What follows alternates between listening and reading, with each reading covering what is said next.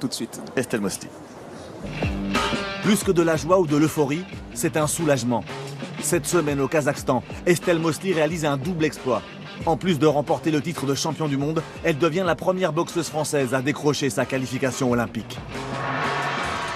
Pour Estelle Mosley, originaire de Seine-Saint-Denis, le chemin pour Rio a été long et semé d'embûches. Durant des années, la jeune fille mène une vie de banlieusarde et doit composer avec un emploi du temps démentiel. Entre ses heures de cours en école d'ingénieur, elle s'inflige 2 entraînements par jour et doit travailler de nuit dans le gardiennage pour subvenir à ses besoins. Cette précarité lui forge un mental d'acier. Estelle Mosley croit en sa bonne étoile et s'accroche à son rêve olympique. Désormais diplômée, embauchée comme ingénieure informatique, Estelle Mosley se consacre cette année 100% à la boxe. Pour s'endurcir, elle accompagne son fiancé Tony Yoka au cours d'un voyage initiatique à Cuba, au contact des meilleurs boxeurs du monde. À La Havane, dans l'insalubrité et le dénuement, elle est la seule femme au sein de l'équipe de France. Ici, elle apprend à bouger. Elle améliore sa technique, son coup d'œil et ses déplacements, toujours sous le regard de son compagnon. Non, pas bon. Fais-le la main. Non, non, non, non. Et cha-cha-cha. 1, 2, 3, cha-cha-cha. La danse, la salsa. 1, 2, 1, 2, 1, 2. À Cuba, Estelle Mosley apprend surtout à se faire mal. L'élégante boxeuse se transforme en guerrière. Elle gagne en agressivité et en combativité. Très vite, ce nouveau travail, cette nouvelle attitude porte leurs fruits sur le ring. C'est ça, encore. C'est ça. C'est ça. Allez. Encouragée comme toujours par Tony Yoka, Estelle Mosley remporte un nouveau titre de championne de France, avec la manière. Quand tu accroches, tape, tape, tape. Sois méchant, pousse sa tête, tape, tu vois. Maintenant, encore. À 23 ans, avec 120 combats à son actif, elle arrive à maturité, prête à porter encore plus haut les couleurs de son pays et de son couple. Lorsqu'elle arrive à Astana pour les championnats du monde, Estelle Mosley sait qu'elle n'a pas le droit à l'erreur. Sa victoire en quart de finale lui permet de décrocher sa qualification olympique, mais elle en veut plus. En demi-finale, la Française met un terme à l'hégémonie de l'Irlandaise Katie Taylor, championne olympique, championne du monde et invaincue depuis 10 ans en grand championnat. Estelle Mosley fait tomber le monument et enchaîne par une victoire probante en finale.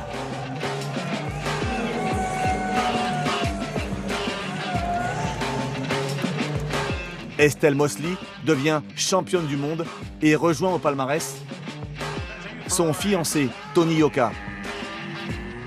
Tony et Estelle forment un couple en or, unique dans l'histoire de la boxe.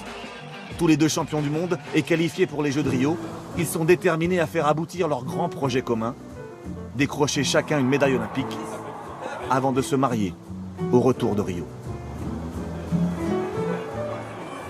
Estelle, ça va être un été fantastique. Les Jeux et le mariage dans la foulée. C'est un rêve que vous vivez là en ce moment? Ouais, c'est un rêve que je vis et c'est un rêve encore que je vais vivre aux Jeux Olympiques. Je pense que ça va être une superbe compétition. C'était une super compétition pour moi, là, ces championnats du monde. De revenir avec un titre de championne du monde, c'était... je pouvais pas rêver mieux en fait. Je pouvais pas rêver mieux. La qualif, le titre de championne du monde et les Jeux Olympiques avec Tony, c'est magique. Arnaud. En parlant de Tony, vous formez un couple unique de champions du monde de boxe. Quelle est la part de l'un dans la réussite de l'autre? Est-ce que vous êtes un couple fusionnel? Est-ce que c'est très important? L'un apporte beaucoup à l'autre? Ouais, exactement, l'un apporte beaucoup à l'autre et on a cette force de partir en compétition ensemble et de briller ensemble. C'est vraiment une force pour nous, on se comprend, on comprend les problématiques du sport de haut niveau et de la boxe aussi. Et ça fait notre force, vraiment. Ouais. Alors maintenant, vous êtes tous les deux champions du monde en titre. On attend beaucoup de vous aux Jeux Olympiques. Est-ce que le costume de favori est difficile à porter? Non, il est facile. Il est facile, il est bien et il me convient parfaitement. C'est d'avoir obtenu ce titre de championne du monde me donne encore plus l'envie en fait de m'entraîner et de rapporter plus aux Jeux Olympiques. Donc c'est un avantage. Pour moi, je le prends comme un avantage et voilà, il n'y a plus qu'à faire le travail pour obtenir une médaille olympique, un titre olympique. Vous avez toujours été une remarquable technicienne. Il vous manquait peut-être l'agressivité. Tony vous a beaucoup parlé d'agressivité. En quoi votre stage à Cuba vous a fait du bien et a permis peut-être de réaliser l'exploit de se qualifier pour les Jeux? Ce stage à Cuba m'a fait du bien parce que j'ai pu énormément travailler ma technique avec Mariano. Et en plus de ça, voilà, c'était un climat où il fallait se dépasser à chaque test match, à chaque entraînement, de travailler un peu dans la dureté, on a mis un peu de côté le luxe de Paris et ça m'a fait du bien, ça a permis de se dépasser, tous ces cris autour, ces encouragements, ça a permis voilà, de passer un cap aux entraînements et de passer un cap lors des combats. Alors Arnaud, Estelle n'est pas la seule à partir à Rio, il y a une belle délégation française. Alors actuellement il y a 8 qualifiés pour les Jeux Olympiques, 2 filles, Estelle Mosley et Sarah Ouraboun qui en décrochant la médaille de bronze au championnat du monde a réussi à décrocher sa qualif olympique. Donc 2 filles, 6 garçons pour le moment. Tony Yoka évidemment, champion du monde dans la catégorie des poids super lourds. Également Paul Omba Biongolo en 91 kg, Mathieu Botalik en 81 kg. Christian Mbili en 75 kg, Sofiane Oumia 60 kg et Kela Fidjelkir en moins de 56 kg. Et ce n'est pas fini parce qu'il reste 2 tournois de qualification olympique. Ouais. Et on peut miser sur 2 ou 3 qualifications supplémentaires. Si la France arrive à envoyer 10 boxeurs aux Jeux Olympiques, ce serait historique. Je sens qu'il va y avoir des médailles à Rio françaises. Merci beaucoup Estelle. On a débâché le cours central, donc on va aller quand même assez vite.